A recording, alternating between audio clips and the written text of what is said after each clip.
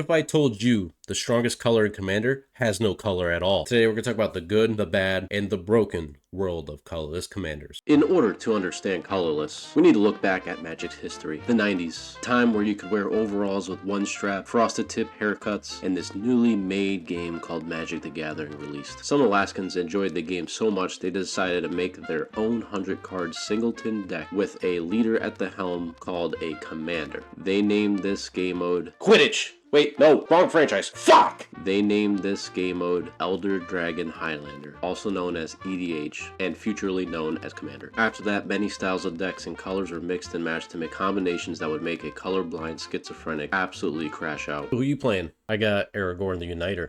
Oh, let me see.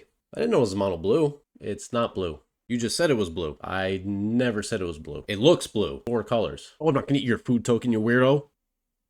One color that is overlooked is the void of color, the color of no colors, the outworldly and sometimes artificial colorless mana. You see, since the start of the game's development, we had cards with colorless cost, most usually called artifacts, and these artifacts were powerful, type, and fit in any deck. But making a commander out of it was a very tough idea because back in the 90s, and especially going forward, it was limited to just one Giga Chad, Karn, Silver Golem.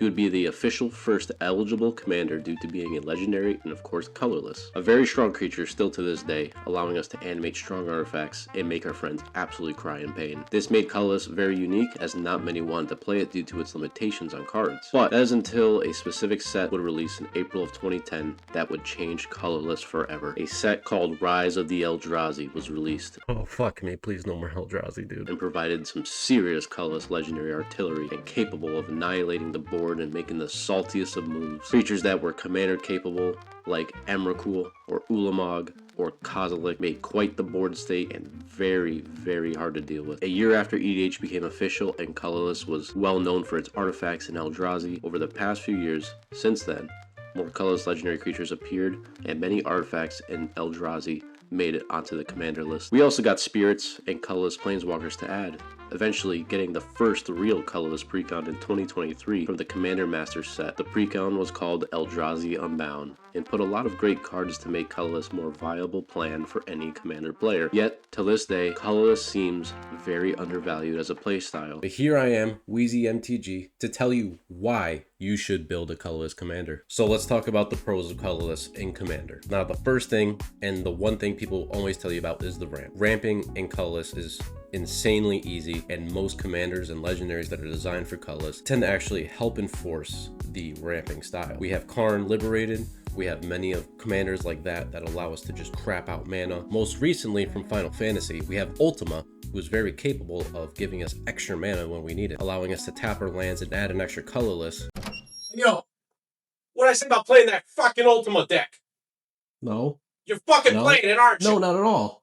I'm gonna fuck you. But many things people don't realize is that when you ramp in colorless, there's so many other colorless things you can just swoop right on out. You see, colors limit the amount of mana we can spend on it, because if you have an artifact that is 2 in a red, then you need to make sure you have that red. In colorless, you don't have any color restrictions besides the colorless itself. So all your artifacts, you're able and capable of getting them out constantly. Just for an example, your first turn can always be a Waste, a Soul Ring, a Thought Vessel, and tap that one into a Wayfarer's Bauble. You can absolutely go crazy with the amount of turn 1 plays. Having the ramp to go crazy is always fun. The coolest thing about colorless, I think, and probably one of the most important I would like to emphasize on, is the second pro to it, the creativity involved with colorless. Not every colorless deck is that easy to build, and that's why a lot of people shy away from it. So having the ability to be creative with it and design your own win cons based off a bunch of janky artifacts from the 90s and like 2000s is a really cool deck. It is going to be a very unique deck on its own. While there's already a lot of given colorless win cons, you can design your own from a bunch of janky artifacts that not many people use. And then the third pro of colorless is the access to what the color actually gives you. Every color in Magic has a very specific thing that you'll get from it. Blue has a lot of card draw, green has a lot of ramp and a lot of big stompy creatures, red has a lot of burn.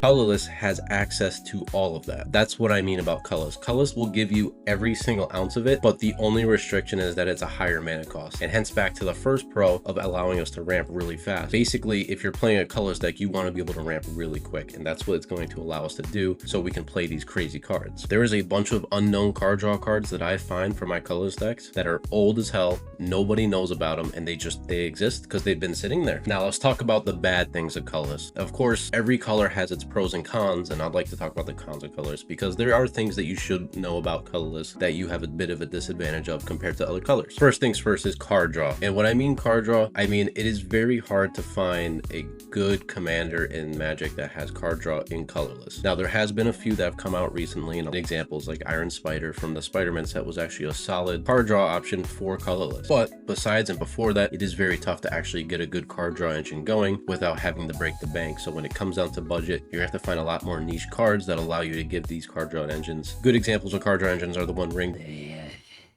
They have it, my brother. Mike, what are you doing down there, bro?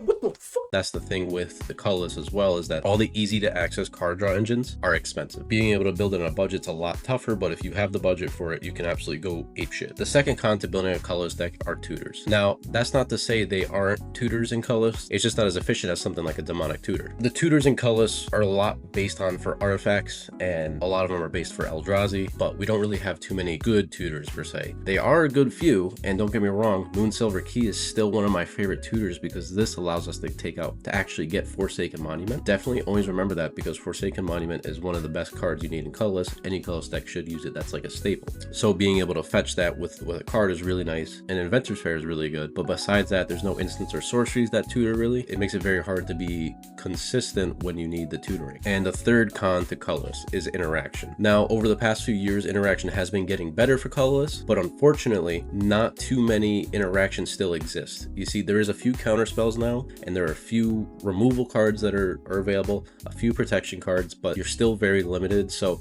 it's going to make it so that every colorless deck is kind of running the same interaction, which kind of sucks. But eventually, I believe over time, we'll start getting more. But as of now, it's a very limited package. And luckily, they are relatively cheap, but there's still just so much limited stuff. We have a few board wipes in colorless, but a lot of them are based on artifacts that are actually coming in tap, like the disc, or we have a few actual sorceries. We have 2 sorceries that'll actually do board wipes. So that is something to consider. Now, don't get me wrong, the colorless board wipes are really good. They're just expensive to get out, and they're a little tough. Now, here's the broken with colorless. You see, broken is a broad term when it comes to colorless because there's a lot of cards that are really good, and not just going into a commander, but actually going into actual other decks too. You see, you got cards like the One Ring, which we mentioned before. Yeah, my bastard. Get out of here! Get out of here! That can go in any deck, and this card is really good and also very expensive. So being able to have access to the card even in colorless is really good. It makes it kind of tough because it is, I would consider it a busted card because you can put it in any deck and it saves your ass and it draws you a shit ton of cards. And just recently we also got a new Ugin that I think is an absolute powerhouse in any colorless deck. If this guy comes out on the board, everyone's going to be miserable because a lot of times colors can really cheat out spells and kind of do a lot of reduction. So getting out a bunch of colorless spells with this new Ugin will make the whole board miserable. And just look at the text on it. I'm telling you, this is a bonkers ass card. It is busted, all right? Don't tell me it's not. It's a lot of mana, yes, but it is colorless. You will get it out like turn 3. And if this thing comes out turn 3, you might as well just shuffle for your next round. Of course, as mentioned in the history section, Eldrazi is a huge factor into why colors might be broken. Tap, upkeep, draw. Play my land for turn. Only got 3 because it's turn 3.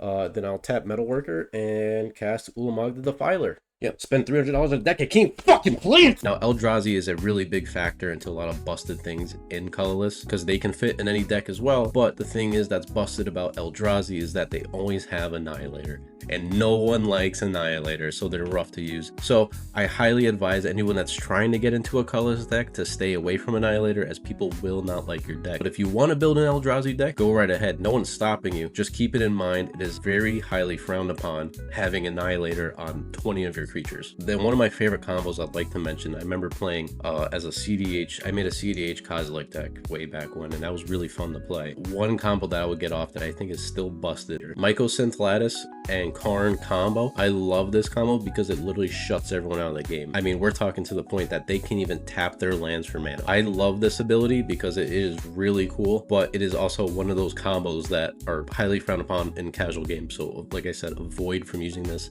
in anything below bracket 4. All right, so use in bracket 1. Now, doing all this talk about colorless commanders, I want you guys to be able to actually see and get a few ideas for a few commanders. So I'm actually going to present 3 commander options that I think are, you know, a little bit more on the underrated side. They're still good commanders and they're still looked at as good colorless commanders, but I want 3 of them for you guys to try. Now, the first one is going to be for beginners, and I say this is for beginners because it's a much easier build, has more card draw, and it will just get a more consistent deck going. For my beginner colorless commander, I would suggest the Iron Spider. If you do not like Spider-Man in Magic, I understand and I apologize. I would say get the one that's from Arena, print that out as like a proxy and use that as a commander instead. But the Iron Spider is a really good commander because it has a very consistent card draw. Counters and colors is actually a very easy thing to build around, and I could actually get more into that, but that is a very fun deck and I think you guys would actually enjoy it as at a beginner level. For my intermediate players, I would like to suggest Sir Ginger as a colorless commander. The first ability is cool. If someone whips out a Planeswalker, you get some really nice buffs, but we don't have to rely on that because people may or may not run Planeswalkers. It's getting very hard to run Planeswalkers nowadays. But Sir Ginger is really nice because it gets bigger and scries whenever we sacrifice treasure tokens, food tokens, anything like that. You could actually do a colorless food token deck with this and it'll be a lot of fun, I'm telling you. You could do counters on this. You could do a colorless aristocrat. This one has a lot of flexibility in what you build with it, and before you know it, Sir Ginger gets really large really quick. I highly suggest this one. If you guys want me to build these decks, let me know, by the way, because I will. And for my advanced players, I am going to suggest Karn Legacy Reforged. Guys, this commander is fucking tits. Okay, he is so good. I played with him once and I was just like, oh my god, he has so much potential. You pair him with Horizon Stone, he's basically Omnath at home, and when I mean Omnath at home, I mean the green one. Really good card for that. And on top of that, having him as a commander, he ramps you out because he literally generates mana based on your artifacts. And yes, you're running all artifacts, you're playing colorless. You get a crap ton of mana on your upkeep, and then you can actually keep that for your whole turn and do a bunch of stuff. And the reason why I make this advanced and not a beginner one is because it doesn't have card draw built into them. So your consistency relies on all the cards that you put into the deck. So having a bunch of colorless cards that give you card draw and card draw engines is going to help you a lot, but you need to build around that. And like I said, that's a little harder for beginners to use. So more advanced commander and really fun to play. Okay, and with Karn, I create 30 mana because I have 30 artifacts in play. Then I'll tap the One Ring to draw 15 cards, and then tap Metalworker to reveal 15 colorless creatures from my hand, and gain, you know, 30 more mana. So how much colorless mana do you have again? With everything added, looks like I have about 187 mana on board. Floating, actually. Get the guillotine! Now guys, I want you to understand that Colorless is a really fun game style, and I highly suggest you play it because there's so many things that you're going to pick up from it that not many people will actually understand how you got your deck building skills that way. I am capable of ramping up a lot now in my other decks now because I've learned from playing Colorless. When I first made my Omarthus deck and I made a crazy amount of ramp in it, ever since my ramp packages have been completely different for any deck I build. I actually put a lot of effort into putting a decent amount of artifacts into any deck I run now because ramp allows you to play the game much quicker and much more consistency. And on top of that, when you play Colorless, you need a lot of card draw, so you're going to get a lot of ramp that sacks for card draw, alternative cards that give you good card draw that you can use in like monocolored red, you know, mono blue, mono black, any other monocolored deck that might struggle getting some card draw sometimes. You find a lot when you start playing a colorless deck and you start learning more about the game than you might think. Hope with these statements I'm able to help convince you to try it because guys, it is really fun and you should at least once in your lifetime build a colorless deck. I highly implore you to because you're going to change your deck building skills going forward, and that's a good thing. We want to evolve, we want to change, we want to make stronger decks. Even tell me a commander that you want in the comments. Like, say if there's one here that, like, say if you're a beginner and you want to try advanced one, but you don't know how, let me know. I can throw up some options for you. I can throw a suggestion. I can make a 3-minute deck tech on it and put it on my shorts like I normally do. Let me know because I will help you out. I do not mind whatsoever. Deck building's always been super fun to me, and it is the one thing that keeps me grounded on this earth. So leave a like, leave a comment if you enjoyed the video, and also give a nice follow for your boy here as we're trying to make it to 250 before Halloween, and that's the goal. So we'll see if we can get there, and enjoy the rest of your day. See you on the next one.